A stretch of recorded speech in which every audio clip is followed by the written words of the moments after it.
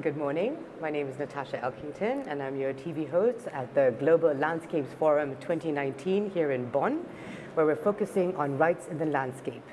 And for day 2, I have with me Malik Dasoo, who is the co-founder of Extinction Rebellion Wageningen. Extinction Rebellion is a mass civil disobedience campaign whose aim is to drive radical concrete policies over climate and ecological collapse. That's very strong. Thank you for being here with me. Thank you for inviting me. Thank you. So tell me more about what made you start Extinction Rebellion in Wageningen. Right. Well, I mean, it started from this overwhelming sense of dread and despair over these massive changes, which I felt that individuals have no real control over. There have been many campaigns asking for people to, change their diets, change their travel patterns, but none of these would have any drastic effects unless they're implemented large scale and unless we stop the destruction of our planet now. And what Extinction Rebellion represents is a large-scale mass civil disobedience campaign which aims to get governments to do exactly that, drive radical overarching change in our climate. And so it gave me hope that protests, which I've seen to work in my country of South Africa, and when I studied in Dublin, I know that it works, and I believe that this is our only response left. Previous calls to action, petitions, writing letters to our municipals and everything like that have failed. Right. We have to identify that and we have to acknowledge that. Right. Extinction Rebellion tries to do something completely different, and I think that it's actually now the only way to drive the change that we need. Wow, great. So how effective are you finding that the movement has been since you started? Yeah. At the moment, I think it's been very effective in raising awareness. We've gotten mass media coverage. We've gotten many governments and local governments to acknowledge that there is a climate emergency, even if it's a symbolic and hollow statement at the moment. Right. But it's a first step. And it is driving people to join us through a very nonviolent and accepting approach. We're trying to grow the movement by making it accessible to people. And it's growing. Okay. It's growing. We have the possibility of really creating a lot of disturbances in major cities to get our governments to be more ambitious, because it's not enough at what Extinction Rebellion is doing at the moment. Right. We need to be more ambitious. Yeah, because I mean, yesterday when they announced Extinction Rebellion, like the whole crowd erupted. It seemed very popular, even like with more young people too. So what are you doing in terms of raising the voices for young people in your movement? Right. I mean, it's fundamental. We can, at a lot of these conferences, for example, not GLF necessarily, but some others, youth voices aren't really represented. And when we have 1.5 million children going on school strikes and politicians actively ignoring them, we need to elevate their voices. We need to get them into more positions of power almost. And Extinction Rebellion attempts to do this. We've got an XR youth movement who's very popular in the UK. We've got student networks around the world popping up everywhere. And they're now able to have a voice, have a say in these kinds of protests. It's also very accessible to them. There's no level of expertise required.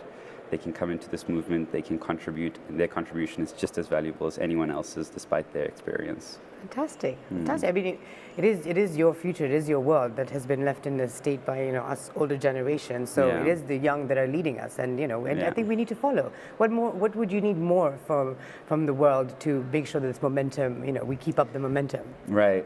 I mean, when you ask that question, it just reminds me of this example from Australia where these school children approached the Prime Minister and they said, "Why aren't you being more ambitious in your climate change policies?" And he laid out some very badly scientific, out counter arguments. And I mean, the problem is that sometimes these children, they have these innate feelings that something is deeply wrong in our system. Right. But they don't necessarily have the scientific knowledge or the specifics behind them, the data to back up their arguments. Right. Which is a problem. But it's not their fault. Right. So what we need is for researchers and practitioners who participate in events like this to join them, to show that their innate feelings are supported by science, by facts. So when they do go and raise their voices, they've got backup and they have data to Exactly. support Exactly. it. And put them on a level playing field. Because I think we also get lost in a lot of jargon with science and environmental, and it doesn't. The stories don't get pushed further. Exactly. So I think even with children, they want to simplify things, which is it's a way of communicating and pushing the movement. Yeah. Amazing. So are rights important for Extinction Rebellion?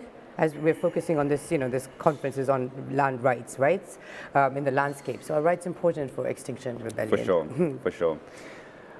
We have the right to live in a livable world. Everything kind of depends on that. But for Extinction Rebellion in general, you have the right to protest. And our current situation means that you not only have the right to protest, but the obligation. Right.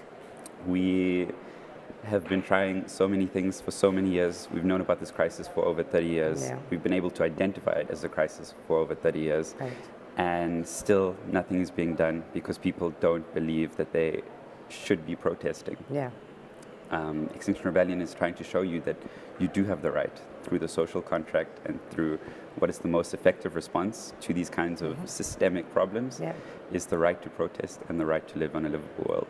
Yes, and I agree. And even protesting, it doesn't have to be violent and the way things were done before. This is a different way of protesting. There's many ways of protesting. Maybe you can share some of the ways that you do protest. For sure. So you bring up a really good point, and it's one of Extinction Rebellion's core principles is that we have to remain nonviolent.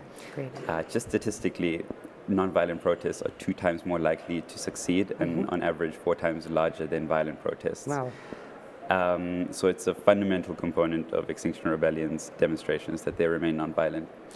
Another thing is that they have to be different. They have to be self-sacrificial and creative, right? Just last week, Extinction Rebellion Amsterdam had a funeral procession where a choir was present on bridges along the canals, and we had a boat passing through with a trumpet player and people dressed in blue, kind of symbolizing the mourning for our planet. Wow.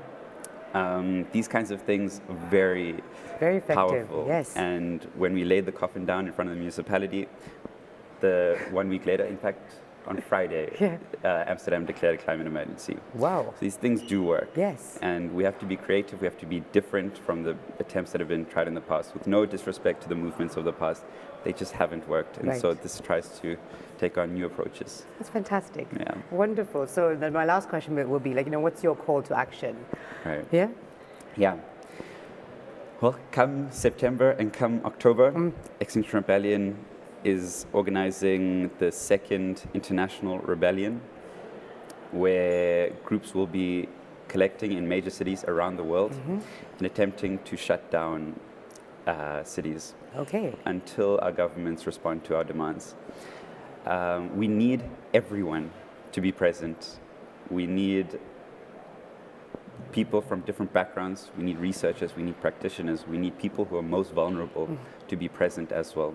Oftentimes, their voices are very excluded, especially in countries like South Africa, where the most vulnerable are not part of the organizing committees. Right.